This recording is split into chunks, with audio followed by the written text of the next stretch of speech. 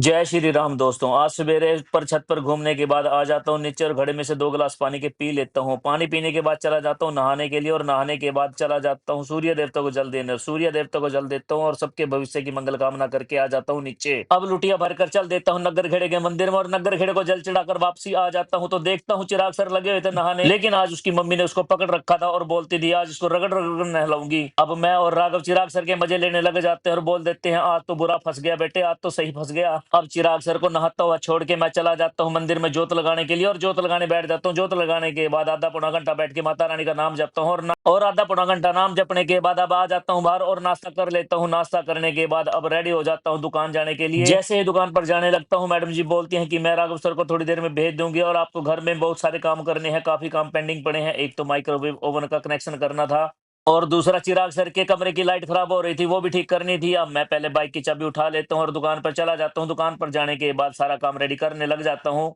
दुकान का सारा सामान बाहर ही निकाल रहा था, इतने में भैरव जी महाराज आ जाते हैं। फिर भैरव जी महाराज को बिस्कुट डाल देता हूँ। भैरव जी महाराज को बिस्कुट डालने के बाद अब जोत बत्ती कर देता हूँ दुकान पर। दुकान पर जोत बत्ती करते ही राघव सर अभी आ जाते हैं दुकान पर और मैं बाइक की चाबी उठा के चल देता हूँ विक्की भाई की दुकान पर। कल मैंने पर्दे प्रेस करने के लिए दिए थे इनको। पहुंच जाता हूँ विक्की भाई की दुकान पर और देखता हूँ कि गठड़ी अभी प्रेस नहीं हुई थी, सामने ही पड़ी थी गठड़ी, लेकिन ये भाई काम में लगे हुए थे। तो विक्की भाई से पूछता हूँ कि कितना टाइम लगेगा, तो विक्की भाई बोलते हैं कि आपके घर पर आके आपके नए पर्दों का नाप ले लेता हूँ और आज साथ में आपके प्रेस वाले कपड़े भी दे देता हूँ। भाई को ओके बोलने के बाद अब मैं चला जाता हूँ सीधा दुकान पर। देखता हूँ राघव सर लगे हुए थे गेम में, लेकिन मैं बाइक की चाबी उठा के सीधा घर आ जाता हूँ। सोचता हूँ आज काम तो है नहीं दुकान पर, तो सबसे पहले इलेक्ट्रिक का काम कर लेता हूँ घर पे जाके। सबसे पहले चिराग सर के कमरे की लाइट चेक करता हूँ। देखता हूँ तो चिराग सर के कमरे की लाइट खराब हो रखी है। अब नई ट्यूबलाइट लेने के लिए मैं चिराग सर को बाइक पे बिठा के चल देता हूँ और रास्ते में मेरे को ये करतब करती हुई लड़की नजर आती है। 4-5 मिनट के बाद अब हम दुकान पर पहुंच जाते हैं और नई एलईडी ट्यूब ले लेते हैं। ले लेने के बाद अब भाई से पूछता हूँ कि कितनी गारंटी है, तो भाई बोलता है कि 1 साल की गारंटी मिलती है। लिखवा लेता हूँ 1 साल की गारंटी, भाई से साइन करवा लेता हूँ और भाई को पेमेंट करने के बाद अब चल देते हैं घर वापसी। 4 से 5 मिनट के बाद अब घर वापसी आ जाते हैं और नई ट्यूबलाइट चिराग सर के कमरे में लगाने लग जाता हूँ।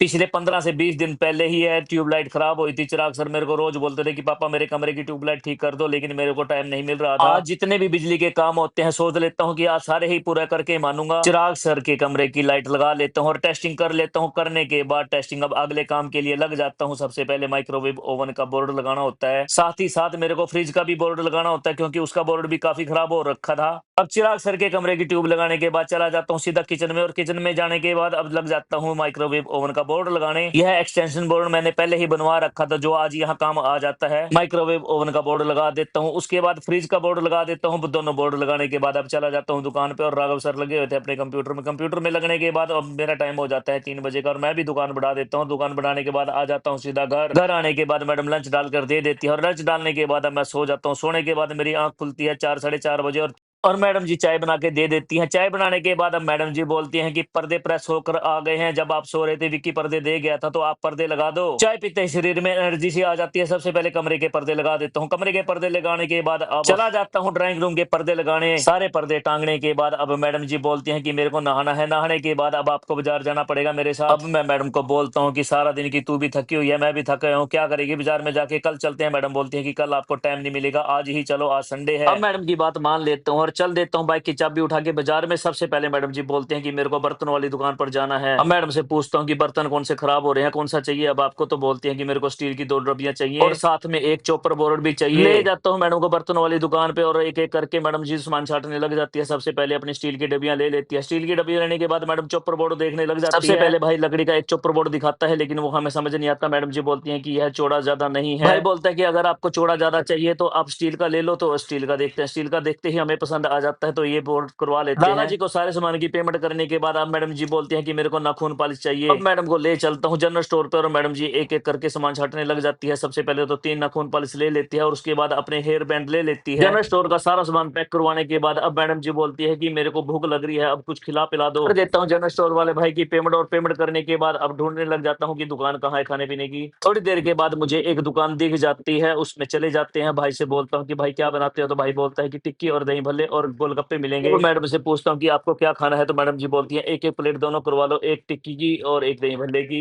भाई को एक एक प्लेट का ऑर्डर दे देता हूँ और उसके बाद भाई लगा के दे देता है। फिर खाने लग जाते हैं। दही भल्ले और टिक्की का एंजॉय लेने के बाद अब बाइक की चाबी उठा के चल देता हूँ घर। घर जाने के बाद देखता हूँ कि रामलीला चली हुई है, तो हम बाइक खड़ी करने के बाद सीधा रामलीला में पहुंच जाते हैं। रामलीला में जाके देखता हूँ कि आज सुंदरकांड का पाठ स्टार्ट हो गया था। अभी तक रामलीला स्टार्ट नहीं हुई थी, लेकिन हम खड़े हुए थे, एंजॉय ले रहे थे रामलीला का। थोड़ी देर के बाद रामलीला स्टार्ट हो जाती है। जैसे ही रामलीला स्टार्ट होती है, वैसे ही वहां पर लाइट चली जाती है। लाइट के जाते ही बड़ा सुंदर नजारा देखने को मिलता है। सभी लोग अपने मोबाइल की टॉर्च ऑन कर देते हैं और इतना प्यारा लगता है मैदान। 5-7 मिनट के बाद वहां पर जनरेटर ऑन हो जाता है और उसके बाद रामलीला स्टार्ट हो जाती है। रामलीला में स्टार्ट होते ही रावण की लंका जल जाती है। रावण की लंका जलते ही हम भी घर को वापसी आ जाते हैं और मैडम जी अपना डिनर बनाने में लग जाती है। उसके साथ राघव सर उसकी हेल्प करने लग जाते हैं। हमारे नए चॉपर का मुहूर्त हो जाता है। इसी के साथ आज का व्लॉग यही समाप्त करता हूँ। सारे बहन भाइयों की मंगल कामना के साथ सुनील भाई की आप सबको राम राम।